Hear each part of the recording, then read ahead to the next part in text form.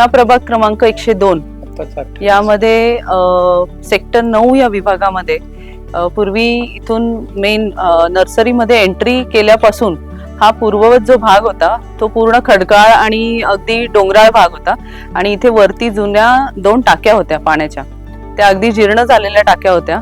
त्याचं आपण गुरखे साहेबांच्या माध्यमातून आणि त्यांनी पाठपुरावा करून या ठिकाणी नवीन 4 दशलक्ष लिटरची टाकी बसवण्यात आलेली आहे, ज्याचा उपयोग खऱ्या अर्थानं जेव्हा आपलं रिडेव्हलपमेंट होईल, मोठी मोठी बिल्डिंग या ठिकाणी येतील, तेव्हा पाण्याचं जे शॉर्टेज आहे आपल्याकडे होणार आहे ते स्टोअर करण्यासाठी या टाक्यांचा आपल्याला वापर होईल.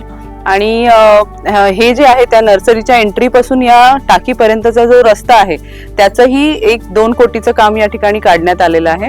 त्याच्यामध्ये जॉगिंग करणाऱ्या मंडळींसाठी, कारण इथे आजूबाजूला पूर्णपणे डोंगराळ भाग असल्यामुळे नॅचरल सिडकोच्या आधिपत्याखाली आहे आणि त्याच्यामध्ये जी झाडं आहेत ती अगदी नॅचरली, कुठल्याही प्रकारचं त्याच्यामध्ये आर्टिफिशियल कुठल्या गोष्टी केलेल्या नाहीयेत.